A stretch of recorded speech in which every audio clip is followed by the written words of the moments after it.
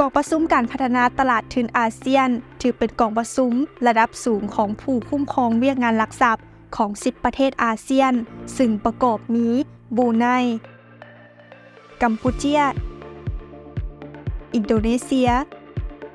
สปป.ลาวมาเลเซียเมียนมาฟิลิปปินส์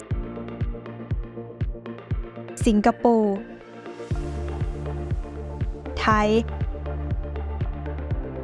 และสส.เวียดนามกองประชุม ACMF ถือเป็นเวทีสำหรับผู้คุ้มครองเวียกงานตลาดทุนในการแลกเปลี่ยนความคิดเห็นและประสบการณ์ด้านนโยบายเพื่อพัฒนาตลาดทุนในภาคพื้นอาเซียนเข้าสู่ล่วงเลิกมีสภาพคล่องและเชื่อมโยงซึ่งกันและกันกองประชุมการพัฒนาตลาดทุนอาเซียนได้รับการสร้างตั้งขึ้นนับตั้งแต่ปี 2004 เป็นต้นมาโดยภายใต้การคุ้มครองของรัฐมนตรีการเงินอาเซียนหรือ AFMM และในระยะต่อมาได้มีการเริ่มการหมุนเวียนการจัดกองประชุมและการเป็นประธานของบรรดาประเทศสมาชิกนับตั้งแต่ปี 2019 เป็นต้นมา 2019 กลต.ไทยเป็นประธาน ACMF 2020 คคส.เวียดนามเป็นประธาน 2021 ธนาคารกลางบรูไนเป็นประธาน 2022 คคส.กัมพูชาเป็นประธาน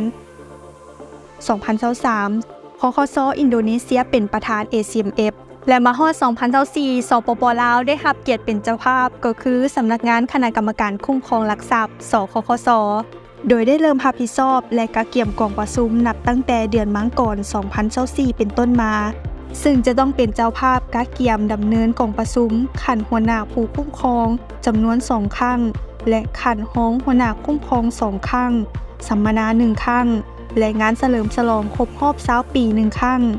ซึ่งผลสำเร็จเบื้องต้นแม้นได้สำเร็จการจัดกองประชุมขันห้องหัวหน้าคุ้มครองหลักทรัพย์ครั้งที่1 ACMF Deputy Meeting ในวันที่ 5 กุมภาพันธ์ 2024 อยู่ที่นครหลวงเวียงจันทร์และได้สำเร็จการจัดกองประชุมขันหัวหน้าผู้คุ้มครองหลักทรัพย์ ACMF Chair Meeting ครั้งที่ 40 ในวันที่ 15 มีนาคม 2024 ที่ผ่านมาซึ่งในกองประชุมได้รายงานความคืบหน้าปรึกษาหารือและเป็นเอกภาพร่วมกันเกี่ยวกับความคืบหน้าของแต่ละหน่วยงานวิชาการและทิศทางแผนการในการจัดตั้งปฏิบัติเวียกงานในปี 2024 พร้อมนี้ยังมีบรรดาเวียกงานที่เกี่ยวข้องเวียกงานตลาดทุนเป็นต้นกองประชุม WCCMD และกองประชุม Joy ACMF WCMD ทั้งหมด 4 ครั้งโดยแม่นธนาคารแห่งสปป.ลาวและกระทรวงการเงินรับผิดชอบจัดซึ่งสคคส.ได้ร่วมสมทบกับภาคส่วนที่เกี่ยวข้องในการกะเกี่ยมและจัดกองประชุมดังกล่าวสำนักงานคณะกรรมการคุ้มครองหลักทรัพย์ในนามเป็นประธาน ACMF ปี 2024 ได้เข้าร่วมและนำเสนอเวียกงานเกี่ยวกับ ACMF ต่อกองประชุมรัฐมนตรีการเงินอาเซียน AFMM โดยเฉพาะแม้นความคืบหน้าเกี่ยวกับเวียกงานพัฒนาตลาดทุนของอาเซียนในระยะผ่านมา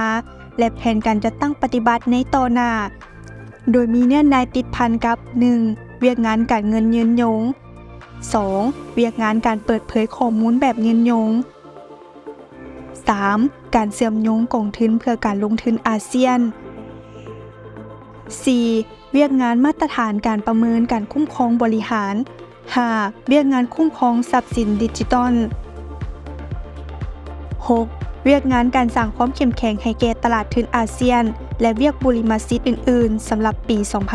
2024 สำนักงานคณะกรรมการคุ้มครองหลักทรัพย์ได้สมทบกับคณะรับผิดชอบเกี่ยวข้องกับ ACMF และได้ศึกษาบทเรียนของบรรดาประเทศอาเซียนเพื่อค้นคว้ากำหนดแผนเวียกบุริมสิทธิ์ในปี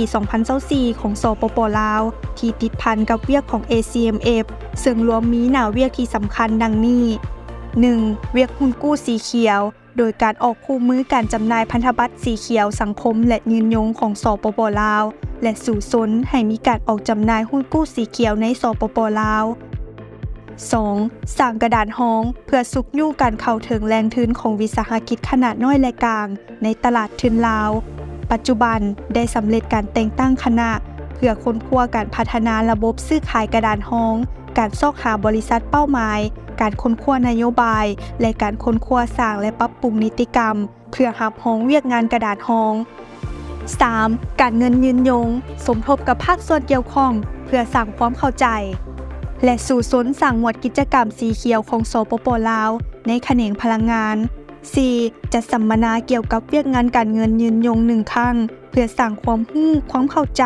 ให้แก่องค์การจัดตั้งรัฐที่เกี่ยวข้องบริษัทจดทะเบียนและผู้ที่มีส่วนร่วมในตลาดทุนของสปป.ลาวและบรรดาประเทศอาเซียน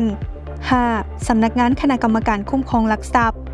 ค้นคว้าความเป็นไปได้เบื้องต้นเกี่ยวกับการสร้างสมาคมตลาดทุนอาเซียนเพื่อปรึกษาหารือและแลกเปลี่ยนบทเรียนเกี่ยวกับเวียกงานหลักทรัพย์ภายในประเทศสมาชิกอยู่ในขั้นตอนการค้นคว้าของสำนักงานคณะกรรมการคุ้มครองหลักทรัพย์เพื่อเสนอ ACMF เข้าในแผนแม่บท ACMF 2026-2030 6. การสมัครเป็นสมาชิกสมบูรณ์ขององค์การคุ้มครองเวียกงานหลักทรัพย์สากล IOSCO สำนักงานคณะกรรมการคุ้มครองหลักทรัพย์ได้สำเร็จการเข้าร่วมโครงการให้คำปรึกษาทางด้านวิชาการร่วมกับเสี่ยวซานว่าจ้างโดยกองเลขา IOSCO และได้สำเร็จการปรับปรุงคำเห็นของเสี่ยวซานดังกล่าวเบื้องต้นและสำเร็จการเฮ็ดเวียกร่วมกับเสี่ยวซาน ADB ติดพันกับสุดเอกสารเพื่อเสนอให้ IOSCO ประเมินความสอดคล้องทางด้านนิติกรรมที่เกี่ยวข้องเบื้องต้นในรูปแบบกับที่อยู่ที่นครหลวงเวียงจันทน์ในช่วงเดือนกันยายน 2023 ซึ่งในปัจจุบันสำนักงานคณะกรรมการคุ้มครองหลักทรัพย์ก็ได้กาเกี่ยมพร้อมรอบด้านในการเป็นเจ้าภาพจัดกล่องประชุมขันห้องหัวหน้าคุ้มครองหลักทรัพย์ ACMF Deputy ครั้งที่ 2 และกล่องประชุมขันหัวหน้าคุ้มครองหลักทรัพย์ ACMF Share ครั้งที่ 41 และพิเศษสำนักงานคณะกรรมการคุ้มครองหลักทรัพย์สปป.ลาวจะได้เป็นเจ้าภาพในการจัดงานเฉลิมฉลองครบรอบ20 ปี 2004-2024 พร้อมทั้งจัด International Conference ซึ่งเป็นเสวนาแบบ Panel Discussion เป็นต้นแมนหัวข้อการเข้าถึงแหล่งทุนของวิสาหกิจขนาดน้อยและกลางและกองประชุมสัมมนาวิชาการในหัวข้อมาตรฐานสากลด้านการรายงานการเงินเกี่ยวกับการเปิดเผยข้อมูลยืนยงที่จะมาถึงในท้ายปี 2024 นี้